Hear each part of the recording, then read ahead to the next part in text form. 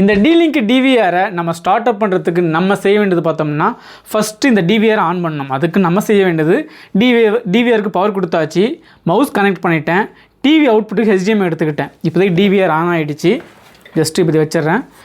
இதுதான் ஒவ்வொரு ஸ்டெப்பாக ஃபாலோ பண்ண வேண்டியது இருக்கும். இதுக்கு தேவையானதுன்னா ஒரு பாஸ்வேர்டு நீங்கள் செட் பண்ணிக்கோங்க. ஏன்னா பாஸ்வேர்ட் செட் பண்ணுறது மூலயமா நீங்கள் தேவைப்படுறப்ப லாகின் பண்ணி பார்க்கலாம். அதனால் பாஸ்வேர்ட் செட் பண்ணுற மாதிரி இருக்கும். ஜஸ்ட்டு இப்போதைக்கு DVR ஆன் ஆகிடுச்சு. ஆன் ஆன பிறகு ஒரு பீப் சவுண்ட் வரும், அதை வெயிட் பண்ணுங்கள். ஓகே, DVR ஆன் ஆகிடுச்சு. இப்போ இங்கே பார்த்தோம்னா இதில் வந்துட்டு ஸ்டார்ட் அப் வேணும், திரும்ப ஸ்டார்ட் அப் வேணுமான்னு கேட்குது. ஜஸ்ட்டு அதெல்லாம் வேண்டாம் நமக்கு. ஜஸ்ட்டு இதை டிக்கை எடுத்துட்டோம்னா நெக்ஸ்ட் டைம் வந்துட்டு இந்த ஸ்டார்ட் அப் கேட்காது. அதனால் வந்துட்டு ஜஸ்ட்டு இதை டிக்கை எடுத்துகிட்டு நெக்ஸ்ட்டு கொடுங்க. நெக்ஸ்ட்டு கொடுத்த பிறகு இங்கே அட்மினிஸ்ட்ரேட் பாஸ்வேர்டு இருக்கு இல்லையா, கீழே மாடிஃபை அட்மினிஸ்ட்ரேட்டர் பாஸ்வேர்டு இருக்கு இல்லையா, அதை டிக் பண்ணிவிடுங்க. டிக் பண்ணிட்டீங்கன்னா நம்ம இங்கே நமக்கு தேவையான பாஸ்வேர்டை மாடிஃபை பண்ணிக்கலாம். அதனால் ஜஸ்ட்டு பார்த்தோம்னா இங்கே இதுக்கு வந்துட்டு நமக்கு தேவையான பாஸ்வேர்ட் செட் பண்ணிக்கலாம். இப்போதைக்கு நான் செட் பண்ணிட்டு பார்த்தீங்கன்னா CCTV@2025 கொடுக்குறேன். கொடுத்துட்டுங்க என்ட்ரு கொடுத்தாச்சு. என்ட்ரு கொடுத்த பிறகு அதே பாஸ்வேர்டை கீழே கன்ஃபார்ம் பாஸ்வேர்டை கொடுங்க. கொடுத்து திரும்ப என்ட்ரு கொடுங்க. என்ட்ரு கொடுத்த பிறகு கீழே ஒரு இமெயில் அட்ரஸ் கொடுங்க. அது சேஃப் தான். என்ன காரணம்னு பார்த்தோம்னா ஒரு வேளை நீங்கள் பாஸ்வேர்டை மறந்துட்டீங்கன்னா ரீசெட் பண்ணுறது வசதியாக இருக்கும். ஸோ உங்கள் மெயில் ஐடி கொடுங்க. இப்போதைக்கு நாங்கள் நெக்ஸ்ட் கொடுத்துட்றேன். நெக்ஸ்ட் கொடுத்து ஸ்டெப்பு வந்துடும். இதில் ஃபஸ்ட்டு பார்த்தோம்னா இங்கிலீஷ் இருக்கும், கீழே பார்த்தோம்னா டைம் ஜோன் இருக்கும். இந்த டைம் ஜோனில் வேறு டைம் இருந்தால், அதாவது இந்த +5:30 பாம்பே, மெட்ராஸ், டெல்லி இருக்கு இல்லையா, இதை தவிர வேறு இருந்ததுன்னா நீங்கள் இதுக்கு மாற்றி வச்சுக்கோங்க. எக்ஸாம்பிள் பார்த்தோன்னா இப்படி வரும். இதில் வந்துட்டு நமக்கு தேவையானதை இந்த +5:30 இதை செலக்ட் பண்ணிட்டுங்க. செலக்ட் பண்ண பிறகு இங்கே ஃபஸ்ட்டு டேட்டு, மந்த்து, இயரு, அடுத்த டைமு இதெல்லாம் கொடுத்து நமக்கு தேவைக்காக மாற்றிக்கோங்க. டைம் தப்பாக இருந்தால் கூட நீங்கள் மாற்றிக்கலாம். ஜஸ்ட் இப்போதைக்கு கீழே பார்த்தோம்னா இது டேட் ஃபார்மேட் இருக்குது. இந்த டேட் ஃபார்மேட்டையும் உங்கள் வசதிக்கு நீங்கள் மாற்றிக்கிங்க. ஆனால் நமக்கு தேவையானது டேட்டு, மந்த்து, இயர் தான். அதையும் செலக்ட் பண்ணியாச்சு. ஜஸ்ட்டு இந்த டைம் ஃபார்மேட் மட்டும் பார்த்தோம்னா 24 ஹவர்ஸ் இருக்கட்டும். அதுதான் நமக்கு வசதியாக இருக்கும். ஏன்னா நம்ம வந்துட்டு ப்ளேபேக் பார்க்கும்போது அதுதான் வசதியாக இருக்கும். ஸோ 24 ஹவர்ஸே இருக்கட்டும். மற்ற எதுவும் நீங்கள் மாற்ற தேவையில்லை. ஜஸ்ட் இங்கே கீழே நெக்ஸ்ட் ஸ்டெப் கொடுங்க.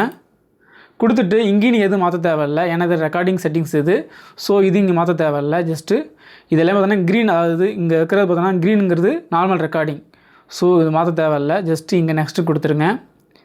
நெக்ஸ்ட்டு கொடுத்துட்டு இங்கே ஹார்ட் டிஸ்க் வரும். இங்கே ஹார்ட் டிஸ்க் நம்ம கனெக்ட் பண்ணியிருந்தோம்னா ஹார்ட் டிஸ்க் லிஸ்ட்டு வரும். அந்த ஹார்ட் டிஸ்க்கு செலக்ட் பண்ணிவிட்டு கீழே நம்ம ஃபார்மேட் பண்ணோம்னா ஹார்ட் டிஸ்க்கு ஃபார்மேட் ஆகிடும். அவ்வளோதான் இங்கே உள்ளது. ஜஸ்ட்டு இதுக்கும் நம்ம நெக்ஸ்ட்டு கொடுத்துடலாம். நெக்ஸ்ட்டு கொடுத்துட்டு இங்கே மட்டும் நம்ம செய்ய வேண்டியது பார்த்தோம்னா, உங்களுக்கு உங்கள் ரவுட்டோட IP தெரியும்னா நீங்கள் IP அட்ரஸ் இங்கே மேனுவலாக கொடுக்கலாம்.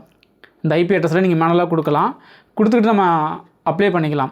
ஆனால் எனக்கு IP அட்ரஸ் தான் தெரியாது அப்படின்னோம்னா டேரெக்டாக நீங்கள் எந்த இன்டர்நெட் கொடுத்தாலும் எடுத்துக்காம செட் பண்ணணும்னு நினச்சிங்கன்னா மேலே இருக்கிற இந்த ஆப்ஷன் ஆன் பண்ணிக்கோங்க. ஜஸ்ட்டு பார்த்தோன்னா இந்த DHCP இருக்கு இல்லையா, இதை ஜஸ்ட்டு டிக் பண்ணிவிட்டு நீங்கள் நெக்ஸ்ட்டு கொடுத்துட்டிங்கன்னா ஆட்டோமேட்டிக்காக நீங்கள் எந்த இன்டர்நெட் கொடுத்தாலும் எடுத்துக்கும். இந்த IP எந்த IP இருந்தாலுமே சரி, அதுவே ஆட்டோமேட்டிக்காக IP பிக் பண்ணி அதுவே எடுத்துக்கும். அதனால் ஜஸ்ட்டு இதை டிக் பண்ணிவிட்டு இங்கே நெக்ஸ்ட்டு கொடுங்க. நெக்ஸ்ட் கொடுத்த பிறகு இங்கே 3 ஆப்ஷன் இருக்கும். அதாவது 3 QR கோட் இருக்கும். மேலே பார்த்தோன்னா ஸ்டேட்டஸ் வந்து கனெக்டிங்கில் இருக்கும்.